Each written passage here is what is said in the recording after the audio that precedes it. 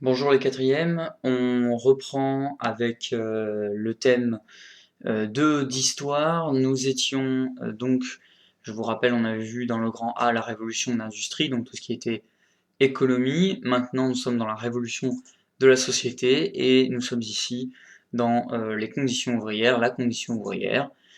Donc pour ce cours, vous allez avoir besoin, je vous ai mis en pièce jointe l'activité 3, je l'ai mis en mode OpenOffice donc, ou LibreOffice et en PDF. Il me semble vous l'avoir donné juste avant d'être parti en confinement, mais voilà, comme ça vous l'avez sur votre version PC. Alors maintenant, on va commencer le cours. Alors, on a vu dans le cours précédent que on avait de nouveaux paysages et de nouveaux modes de vie qui se mettaient en place durant tout ce 19e siècle. Maintenant, nous allons nous concentrer donc sur la condition ouvrière, les conditions ouvrières. Donc, vous pouvez mettre sur pause pour noter ce titre et on passe à la suite. Alors, la première chose à voir dans ce 19e siècle, c'est qu'on a des grands changements entre le début et la fin du 19e siècle. On n'est plus sur les mêmes personnes, on n'est plus sur les mêmes ouvriers. Donc ici, nous sommes sur un texte d'Alfred Picard. Le nom de son œuvre, c'est Le bilan d'un siècle. On est en 1906. Et Alfred Picard fait en gros une sorte de résumé de quelle est la situation en 1906 après un siècle passé d'industrie et qu'est-ce qui s'est passé en particulier évidemment pour les ouvriers. Donc on commence. Le travailleur, misérable au commencement du siècle, a vu sa condition matérielle très notablement améliorée. Son budget lui apporte un bien-être modeste, mais jadis inconnu. Donc là, ce qui nous explique Alfred Picard, c'est que pendant tout le 19e siècle, on a quand même une condition ouvrière qui s'améliore. On a des ouvriers qui ont un peu plus de budget et que grâce à ça, ils ont de meilleures conditions de vie à la fin du 19e siècle qu'au début du 19e siècle. Donc on a un enrichissement qui se fait. Les augmentations de salaire varient, à la vérité, avec les professions et suivant les régions. La hausse des salaires journaliers coïncide avec une réduction du nombre d'heures de travail. En 1840, Villermé évaluait à 13 heures par jour la durée de travail effectif, repos déduit. Dès 1900, la moyenne était descendue à 10 heures et demie. Alors ce passage est important, il signifie deux choses. La première, c'est qu'on a une hausse des salaires globale des ouvriers et qu'en plus, cette hausse s'accompagne d'une réduction du nombre d'heures de travail. C'est-à-dire on va moins travailler et pourtant on va gagner plus. Donc on a là ici un exemple. Donc en 1840, on travaille 13 heures par jour. En 1900, la moyenne est descendue à 10h30. 10h30, ça reste une journée de travail relativement conséquente, mais on a quand même gagné 2h30 de travail. Là, les ouvriers ont gagné 2h30 de travail en moins avec des salaires qui augmentent. Donc on a quand même une amélioration de cette condition ouvrière. 13 heures de travail, hein, pour vous donner une idée, regardez un petit peu votre emploi du temps, vous êtes à 6-7 heures par jour, bah, imaginez qu'à partir, à la fin de votre journée de cours, vous devriez refaire une même journée de cours, la même journée de cours, en plus, dans la même journée. Donc effectivement, c'est une journée lourde, hein, 13 heures, même 10h30, ça reste quand même relativement lourd. Alors, on a une amélioration, mais quand même, Alfred Picard, à la fin, revoit un petit peu ses propos. Donc, le progrès est certain, et pourtant il doit se poursuivre, car la situation de l'ouvrier n'a pas cessé d'être difficile. Même dans le cas le plus favorable, le salaire moyen est de 100 francs par mois, et combien d'ouvriers sont en dessous de la moyenne? Quant à l'ouvrière, elle se trouve avec 75 francs par mois à Paris, et 50 ailleurs, et même moins si elle travaille à domicile. Donc là, ce qu'il nous dit Alfred Picard, c'est qu'on a certes une amélioration de la condition de vie des ouvriers, mais que même si on a une amélioration, les conditions ouvrières restent difficiles. Le salaire des ouvriers reste relativement bas. C'est une moyenne, le salaire moyen est de 100 francs, ce qui signifie que, là il le sous-entend, hein, on a beaucoup d'ouvriers qui sont en dessous de la moyenne. Et Alfred Picard nous montre aussi qu'il y a une différence déjà entre les hommes et les femmes au niveau du salaire. 75 francs par mois à Paris, 50 ailleurs. Ça signifie aussi qu'on touche moins d'argent, les salaires sont moins élevés si on est en dehors de Paris que si on travaille à Paris. Alors cette différence, elle peut s'expliquer aussi par le prix du logement à Paris, c'est-à-dire que, étant donné que la vie est plus chère à Paris, les patrons vont avoir tendance à mieux payer que dans le reste de la France, mais voilà, on a quand même une différence au niveau des salaires entre Paris et le reste, et aussi entre les hommes et les femmes, et on voit que, eh bien déjà, hein, c'est déjà le cas, surtout à cette époque, hein, on va quand même dire, parce que les écarts se sont réduits quand même aujourd'hui, même s'ils demeurent, on a une différence de salaire entre les hommes et les femmes. Donc voilà, c'est le constat d'Alfred Picard, et c'est un constat du 19e siècle de manière générale, c'est-à-dire un enrichissement des ouvriers, mais malgré tout, à la fin du siècle, une condition de vie qui reste difficile, meilleure certes, mais difficile. Alors cet enrichissement global crée quelque chose de nouveau. Ici, donc, on a un article en ligne, c'est la nature de ce document. Cet article s'intitule « Les classes moyennes ». Il a été publié dans Les Sciences humaines, c'est le nom de la revue. L'auteur, c'est Xavier Molena, et nous sommes en 2007. Le sujet, c'est l'apparition de la classe moyenne. C'est au tournant du 19e siècle que l'expression « classe moyenne » commence à prendre son sens usuel. Il n'existe pas de définition objective et consensuelle des classes moyennes, qui sont avant tout une expression fourre-tout. Alors, ce qui nous explique là Xavier Molena, c'est qu'il n'y a pas de véritable définition, les historiens, les sociologues ne sont pas véritablement d'accord sur qu'est-ce que c'est, qui est dans la classe moyenne. On n'a jamais été d'accord sur à quel salaire ça commence et à quel salaire ça finit. Donc c'est une expression qui n'est pas consensuelle, donc on n'est pas d'accord, et c'est une expression qui du coup est fourre-tout. On a un peu tendance à mettre dans la classe moyenne un peu tout et n'importe quoi, tout ce qui se trouve pas dans les autres définitions, dans les autres classes. Donc, avec la fin des sociétés d'ordre et le développement progressif de l'économie industrielle, apparaissent des groupes sociaux qui n'appartiennent ni à la bourgeoisie, ni au prolétariat. Donc, on a un constat de Xavier Molena avec la fin des sociétés d'ordre. Donc là, un petit rappel, société d'ordre du XVIIIe siècle avec la noblesse, etc., etc. Ben oui, la fin de cette société d'ordre crée quelque chose de nouveau. Désormais, on a la possibilité de bouger. Un ouvrier peut évoluer, il peut ne pas rester ouvrier toute sa vie, il peut s'améliorer, ce qui était absolument difficile et voire impossible dans la société d'ordre, où on va rester dans sa classe jusqu'à pratiquement la fin de sa vie.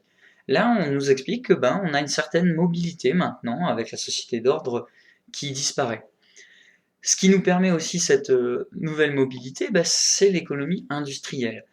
Avec l'industrie, on va voir apparaître une amélioration du niveau de vie, comme on vient de voir, et on va avoir de nouveaux groupes sociaux qui appartiennent. Alors ces groupes sociaux, on nous dit qu'ils n'appartiennent ni à la bourgeoisie, donc la bourgeoisie, on se rappelle, c'est tous ceux qui sont les plus riches, ni le prolétariat. Alors le prolétariat, on va revenir dessus un peu plus tard, mais pour donner une définition assez rapide et simple, en gros le prolétaire c'est quelqu'un qui n'a que la force de ses bras à offrir, c'est-à-dire qu'il ne possède rien, il n'a pas de moyens de production, donc il n'a pas d'usine, il n'a pas de machine, il n'a rien. Tout ce qu'il peut faire finalement c'est travailler. Et donc évidemment ça sous-entend pour le prolétaire que c'est également la classe la plus pauvre de la société. Donc là, on a une répartition, selon Xavier Molena, de la société en classes. Les plus pauvres en bas, tout en bas de l'échelle, les prolétaires, tout en haut de l'échelle, les bourgeois, et au milieu, eh bien, la classe moyenne. Donc on nous définit un petit peu plus, Xavier Molena nous définit un petit peu plus ce que c'est, ici. Donc la classe moyenne va désigner ce qui échappe à la vie au jour le jour, qui est le lot du prolétaire, sans pour autant pouvoir se permettre l'oisiveté donc ça veut dire ne rien faire, du bourgeois. petits propriétaires terriens, petits commerçants, petits industriels, artisans et employés. Donc voilà, on a avec la classe moyenne, hein, ce sont des gens qui ne sont pas pauvres, ils échappent à la vie au jour le jour, c'est-à-dire que lorsqu'ils ont leur salaire, ils sont capables d'économiser un petit peu, de mettre un petit peu d'argent de côté, sans pour autant s'arrêter de travailler. Ils ne peuvent pas s'arrêter de travailler, ils sont obligés de travailler pour pouvoir vivre, mais ils sont quand même mieux que les prolétaires.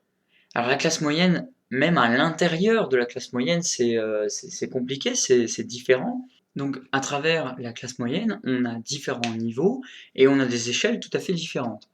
Donc si on reprend la classification de Xavier Molena, on a tout en bas le prolétariat, tout en haut la bourgeoisie, et entre les deux la classe moyenne. Mais la classe moyenne en elle-même, si on reprend d'autres auteurs, d'autres sociologues, elle se redécoupe encore à l'intérieur. C'est-à-dire qu'on a la classe moyenne inférieure, donc celle qui est sortie du prolétariat, on n'est plus sur la vie au jour le jour, on peut économiser, mais c'est pas non plus la grande joie. On peut pas faire énormément de loisirs, etc., etc. On a la classe moyenne en elle-même, donc là ça va mieux que la classe moyenne inférieure, on est capable d'économiser, ça va à peu près, on est a priori pas trop, s'il va y avoir un coup dur, on va être capable avec ses économies de s'en sortir, donc ça va à peu près. Et puis on a encore la classe moyenne supérieure qui là se rapproche de la bourgeoisie, on n'est plus sur quelqu'un de riche, on est quelqu'un qui doit travailler, qui doit absolument travailler pour vivre, mais qui vit confortablement, qui est à l'abri de tous les problèmes, qui est capable d'économiser assez facilement. Donc voilà, à l'intérieur de tout ça, ça reste la classe moyenne. Donc c'est quelque chose de nouveau qui apparaît, qui évolue, qui arrive avec le 19e siècle, et qui est dû à cet enrichissement global de la société. Alors maintenant, on va faire un exercice que vous commencez à connaître, donc vous allez créer votre propre TE. Donc voilà la consigne, construisez la TE en faisant des phrases. Vous devez raconter et expliquer comment la révolution industrielle provoque l'apparition de la classe moyenne, donc avec ce qu'on vient de dire. Vous devez évidemment et impérativement utiliser le mot de classe moyenne. Donc je vous laisse mettre sur pause, essayez de faire ça chez vous. Rappelez-vous donc une idée, un lexique, un exemple. Donc essayez de donner cette méthode-là, essayez d'utiliser cette méthode-là, donner un exemple, et après je vous donne la correction. Donc voilà, ça c'est la correction que je vous donne. Donc c'est la TE finie. La révolution industrielle a permis un enrichissement global de la société. Certaines personnes arrivent à s'élever et on voit apparaître une classe moyenne. Je vous laisse copier cette trace écrite si vous avez pas tous les éléments, si vous n'avez pas tous les éléments. Si vous avez les éléments de ça, donc c'est-à-dire un enrichissement global de la société, hein, c'est ce qui est important. On a une révolution industrielle qui permet un enrichissement de la société et du coup l'apparition d'une classe moyenne. Donc si vous avez ces deux éléments, c'est bon, ça suffira. Sinon, recopiez la TE comme telle. Donc vous aviez vu qu'on avait un mot souligné dans la TE, ce qui signifie qu'on a du lexique. Donc vous allez partie lexique et vous écrivez classe moyenne, personne n'étant ni riche ni pauvre. Donc mettez sur pause et copiez ce lexique. Alors maintenant je vais vous passer une vidéo, vous allez voir dans une minute, qui vous montre un petit peu, on s'intéresse là aux mineurs et à leurs conditions de travail.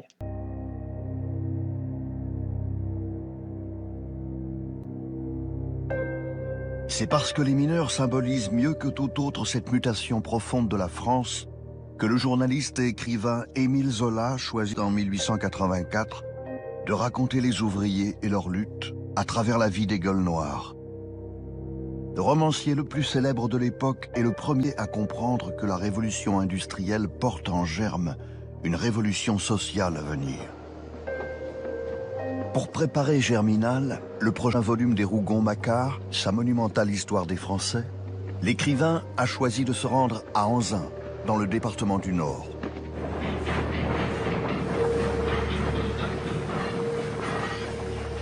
La compagnie d'Anzin Ce sont 30 puits, 1 million de tonnes de charbon extraits chaque année, 34 machines, 1700 chevaux et 12 000 mineurs de fond.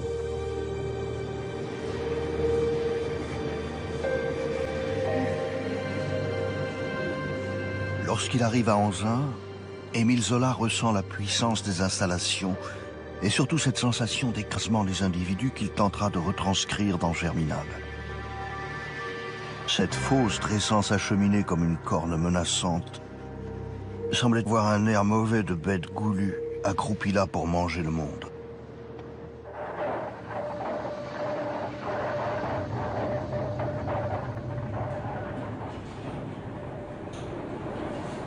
Émile Zola exige de descendre au fond de la mine.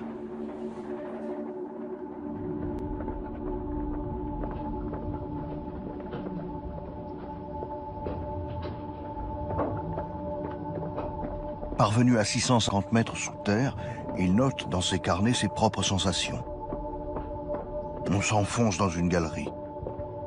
La nuit s'y fait, les lampes éclairent peu. Devant moi, l'ingénieur qui marchait m'apparaissait en silhouette noire, se détachant sur une lueur vague. Progressant difficilement le long des galeries, Zola remarque le train de wagonnets tiré par un cheval aveugle. Dans la poussière de charbon, la chaleur et l'angoisse, Zola avance jusqu'aux veines les plus étroites, là où, comme il l'écrit, il faut se traîner à quatre pattes pour atteindre les mineurs qui ont rampé dans un boyau d'à peine 80 cm. Le journaliste en fera une description poignante dans Germinal. Allongé sur le flanc, il n'avait qu'une idée, compléter un gros nombre de berlines. À mesure que la journée s'avançait, l'air s'empoisonnait davantage.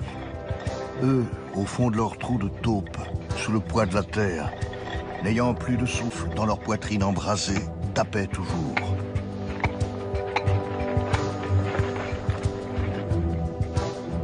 Dans les galeries de la fosse Renard, Zola découvre le peuple de la mine organisé en petites équipes très structurées et hiérarchisées. Des hommes, mais aussi des femmes et des enfants. Longtemps, les jeunes filles ont été envoyées au fond de la mine quand on manquait de bras. Elles étaient quelques milliers dans les fosses du Nord-Pas-de-Calais à avoir rejoint au fond une équipe familiale autour d'un père ou d'un frère.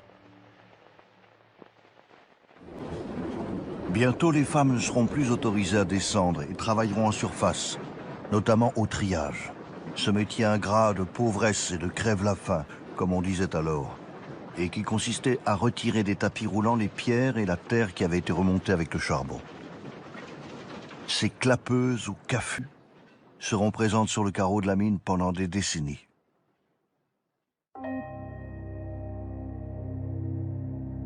Les enfants que Zola croise le long des galeries, ce sont des galibots, qui signifie polisson en patois du Nord.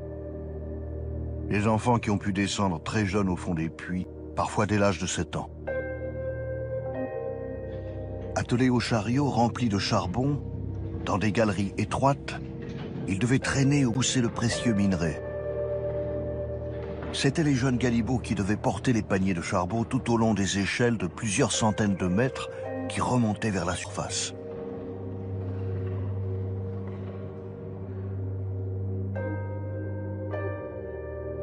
Progressivement, les lois vont interdire l'exploitation d'enfants si jeunes au fond des mines. Il faut avoir 8 ans au minimum en 1813, 10 ans en 1848, puis 12 ans en 1874.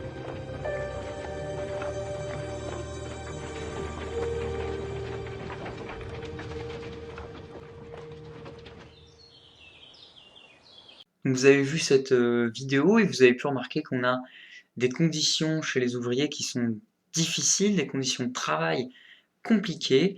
Les ouvriers vont conserver ces conditions de travail pendant relativement longtemps, pendant tout le 19e siècle, même si encore une fois il va y avoir quelques améliorations.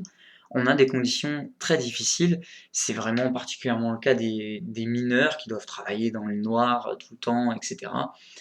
Donc voilà, des conditions de travail compliquées complexes qui rendent les 13 heures, imaginez les 13 heures par jour comme ça, hein. C'est-à-dire que là, on n'est pas sur des petites horaires, on est 13 heures par jour comme ça. Donc voilà, c'est des conditions de travail très complexes qui euh, s'incrémentent de conditions de vie aussi très complexes qu'on va voir maintenant. Donc ici, nous sommes face à une photographie de Charles Marville en 1872 qui nous montre un quartier ouvrier à Paris.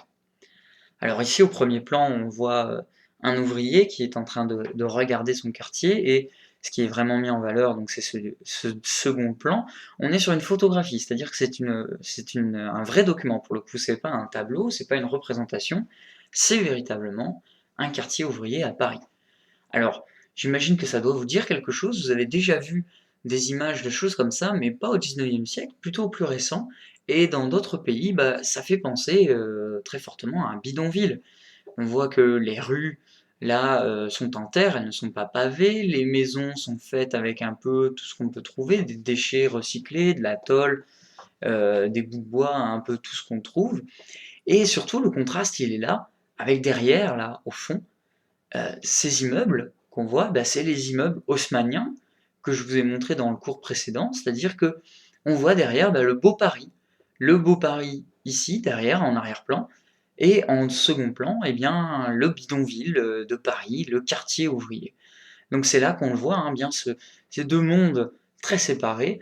D'un côté, les bourgeois, et de l'autre, eh bien, les ouvriers qui n'ont pas beaucoup, qui ont des conditions de vie compliquées. Donc à côté de ces quartiers ouvriers, eh bien, on a les maisons bourgeoises. Alors ici, nous sommes face à un tableau. Ce tableau s'appelle Avant le bal. Il a été peint par Édouard des Bas-Ponsant en 1886. Et donc, c'est la maison d'une famille bourgeoise. Euh, Ce tableau est très particulier il pourrait ressembler beaucoup au tableau que je vous ai déjà montré du XVIIIe siècle. C'est une commande, c'est un tableau commande, c'est-à-dire que c'est une famille bourgeoise qui a commandé ce tableau pour se mettre en valeur. Ici, on voit beaucoup des attributs de la richesse. On le voit par exemple avec cet énorme tableau là, qui est là pour montrer qu'on est capable de s'acheter ce genre de choses. La cheminée avec les dorures un peu partout. On voit également les vêtements des personnages principaux, donc la femme et l'homme qui sont très bien habillés. On voit ici derrière une femme qui est vraisemblablement une domestique, donc on veut afficher ici qu'on a assez d'argent pour se payer une domestique, quelqu'un qui va travailler pour vous. Et là, de la même façon qu'au XVIIIe siècle, on montrait qu'on avait du café, du thé, du chocolat pour montrer sa richesse, des produits de luxe, eh bien, on les montre ici, les produits de luxe, là et là. Avec l'électricité, ben oui, l'électricité, on est au 19e siècle, c'est quelque chose de nouveau, donc ça coûte relativement cher. On est capable de montrer que on a de l'argent, on a assez d'argent pour se payer l'électricité, pour être raccordé à l'électricité.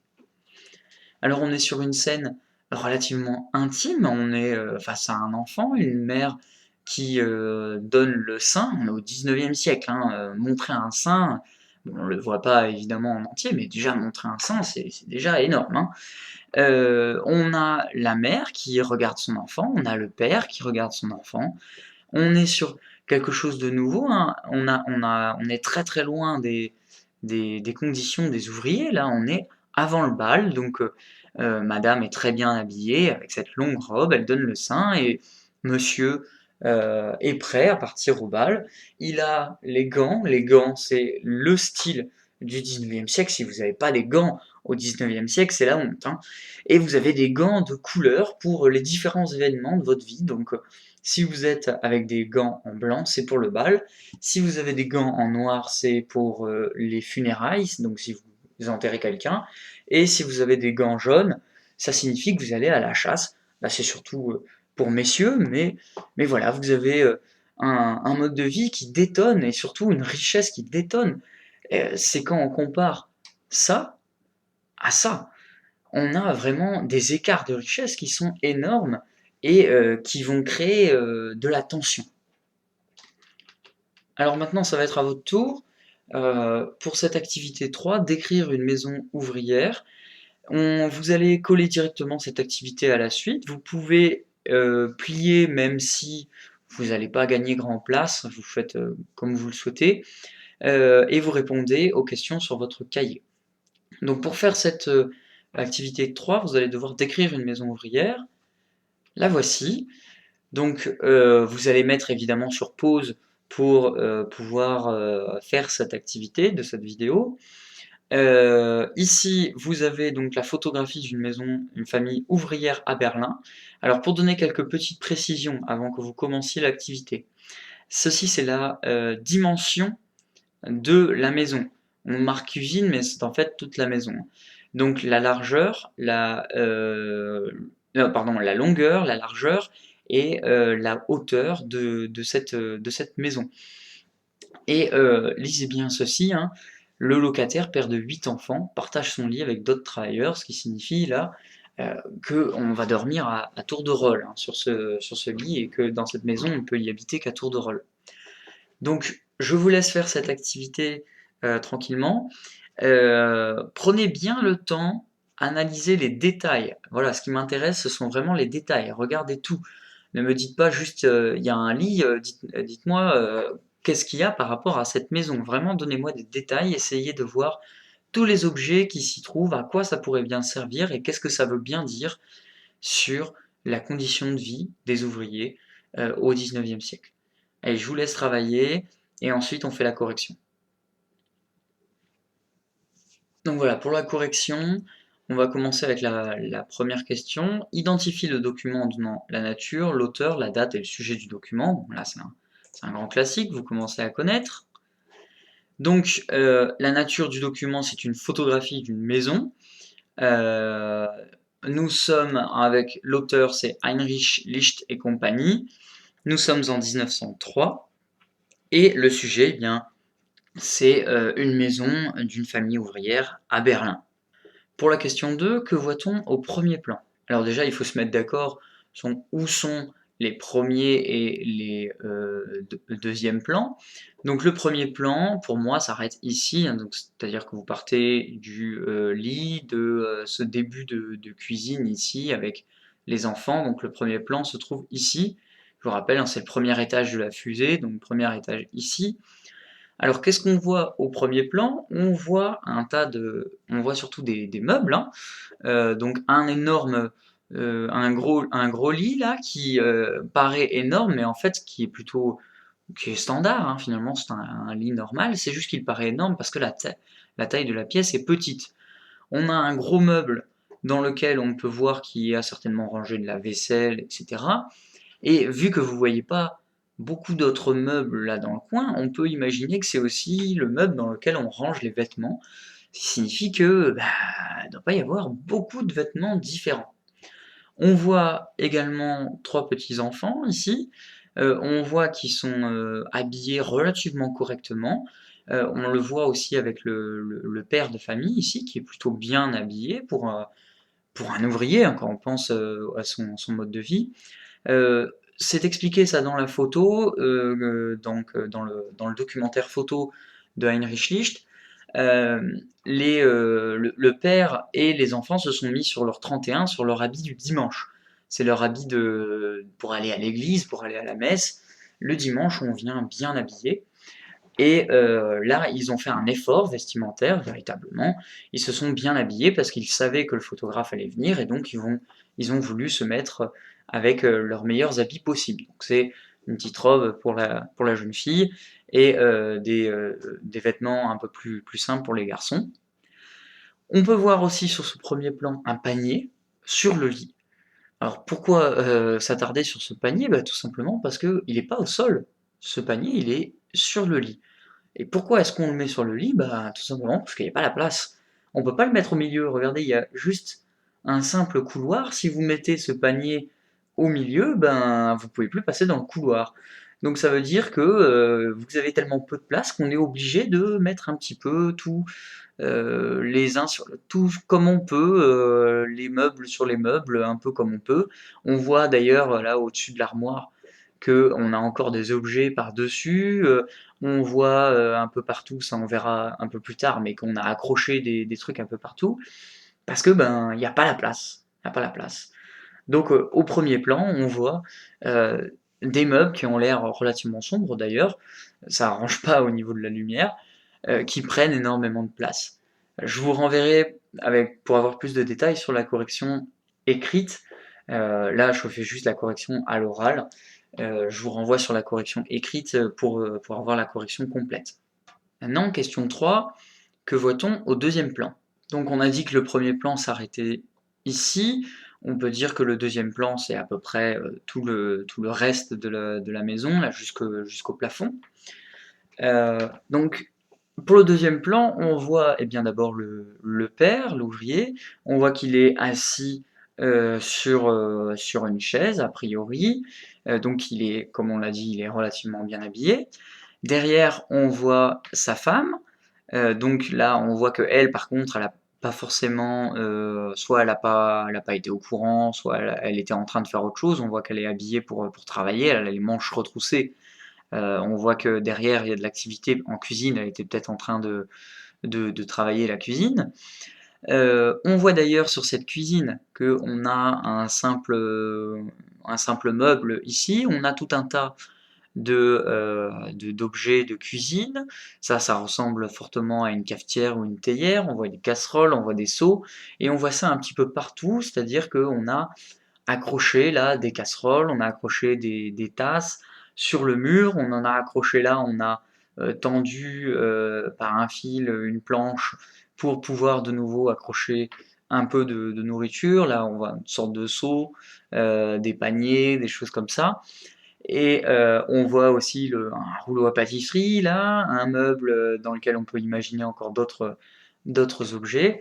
Et ce qu'on voit encore une fois, hein, c'est à quel point il y a peu de place, hein. Il y a très très peu de place, c'est très très serré. On regarde aussi les murs. Si on regarde les murs, on les voit mieux quand on regarde le deuxième plan. On voit qu'ils sont pas forcément de première qualité, hein. Ça a été fait un petit peu à la va-vite. On regarde le haut aussi, on voit qu'il y a un espèce de trou béant. Alors on sait pas trop ce que c'est, ça peut être peut-être une aération pour une cheminée, ou on sait pas trop si c'est un défaut du mur, mais on voit que même ce trou, il a été fait un peu, on va dire, à l'arrache, hein. Là, ça a été découpé un peu comme on peut. Donc voilà, on a une maison qui est vraiment extrêmement petite. On accroche un peu tout ce qu'on peut sur les murs, au plafond, et on a ça. Alors cet objet, je suis pas certain, mais je pense, donc là on voit que c'est un miroir et on l'a accroché sur le mur, et je pense que c'est un miroir qui sert aussi de table. C'est-à-dire que là, on va desserrer un petit peu la corde, on va le faire baisser, là, le faire descendre, et en desserrant la corde, ben, on l'aura dans cette position horizontale, et il pourra, ce miroir, avec le dos du miroir, nous servir à la fois de petite table pour poser bah, des petites coupes, des petites assiettes, des choses comme ça. Donc voilà, on est un peu en mode système D, hein.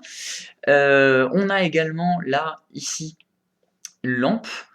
On voit que c'est une lampe à huile, donc lampe à huile ou une bougie peut-être. En tout cas, c'est pas quelque chose qui fonctionne à l'électricité, donc on est là pour vous rappeler que bah, on ne fonctionne pas à l'électricité, et ça a l'air d'être finalement la seule source de lumière aussi de cette maison. Donc on voit qu'il n'y a pas de fenêtre non plus. Il n'y a que ce trou béant là, mais on sait à tous les coups, hein, il est certainement fermé au-dessus, sinon ça signifierait que la pluie passerait dans la maison. Donc il n'y a pas de fenêtre, la seule source de lumière vient d'ici, donc on est sur une maison aussi qui va être sombre.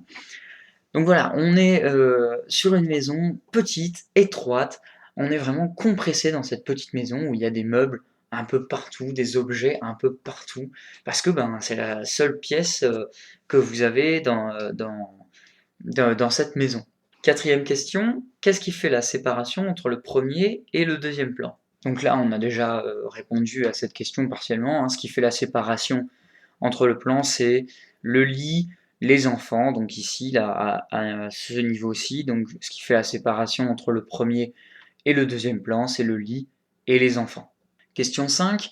Quelle partie du document est mise en avant? Donc la partie du document qui est mise en avant, c'est, je dirais, tout ce qui est à partir de cette limite verdâtre là du mur, donc toute cette partie-là, c'est la partie où on vous montre finalement le plus de meubles, hein, les gros meubles ici, le meuble là. on voit les trois des 8 enfants, la mère, le père, donc c'est cette partie-là qui est mise en avant, c'est le premier plan et la moitié du deuxième plan, c'est l'endroit finalement où il y a le plus d'objets et on voit le plus le fait qu'on est serré, on est très très serré dans cette maison. Donc voilà, la partie du document qui est vraiment mise en avant, c'est le premier plan et la moitié du deuxième plan jusqu'à cette limite verdâtre où on voit le plus d'objets et le plus de personnes. Question 6. Que cherche à montrer ce document à propos des maisons ouvrières? Bon, donc là, si vous avez bien suivi la correction, la réponse va de soi. Je pense que c'est assez criant, hein. Cette photographie cherche à montrer que les maisons ouvrières sont vraiment petites, elles sont vraiment très petites, très serrées, on n'a pas beaucoup de place.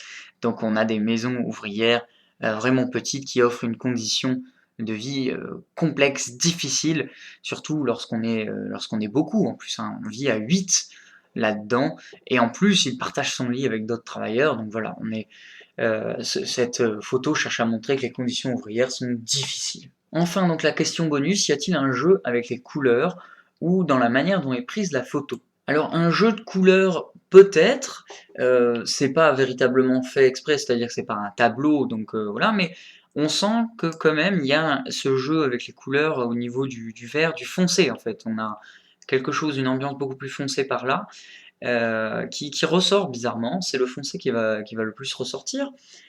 Euh, et surtout, le jeu se fait sur la prise de la photo. Le photographe, comme je vous l'ai dit, est contre la porte. Il est littéralement appuyé contre le mur. Donc là, le but de cette photo, c'est vraiment de prendre la maison dans sa totalité. Et le jeu, il est véritablement là. C'est montrer que, regardez, ça, c'est la maison entière. Il n'y a pas de meilleur plan, de meilleur point de vue. Si vous voulez prendre la maison en entière, vous l'avez là. Et vous l'avez en un seul cliché. Il n'y a pas besoin de prendre 4 photos. Avec un cliché, avec juste une photo, vous avez toute la maison. Et c'est ça qui est frappant, c'est ça qui est marquant sur cette photographie de maison ouvrière. On se sent serré, on sent qu'il n'y a pas de place, on a l'air un petit peu coincé, là, un peu oppressé dans cette maison. Et ça, c'est vraiment le jeu de cette photographie, hein. Le but, c'est de montrer qu'on est pressé, qu'on est oppressé. Et donc voilà, le jeu du photographe, c'est ça, montrer qu'on est acculé, on est oppressé dans cette maison, parce qu'on est dos au mur dans cette maison. Le photographe est dos au mur et il a pris cette maison en entière avec juste un seul cliché. Donc voilà, on a fini cette activité. Comme je l'ai dit, je vous renvoie à la correction écrite pour avoir vraiment plus de détails, pour avoir vraiment les réponses en entière, bien comme il faut. J'espère que vous avez mis des détails, hein, pour cette correction. C'est vraiment ça qui est important, hein. C'est vraiment pas juste dire il y a une personne là et voilà et c'est tout. C'est vraiment décrivez avec des détails. C'est ce qu'on vous demande en quatrième et c'est ce qu'on vous demandera ensuite en troisième. Donc c'est vraiment important de décrire. Quand vous avez fini cette activité, vous pouvez copier la dernière trace écrite de ce cours. Donc la voici. Tout le monde ne profite pas à la même vitesse de l'amélioration des conditions de vie. Entre les ouvriers et les bourgeois, les écarts de richesse se creusent. Les conditions de vie des ouvriers demeurent difficiles alors que les bourgeois n'ont jamais été aussi riches. Ces inégalités, ainsi que les conditions de travail très difficiles, créent de fortes tensions chez les ouvriers. Vous pouvez mettre sur pause pour copier cette dernière trace écrite, et quand vous avez fini de copier cette trace écrite, ça sera la fin de ce cours. Donc je vous remercie d'avoir bien écouté, d'avoir fait ça correctement, et on passera à la suite la prochaine fois.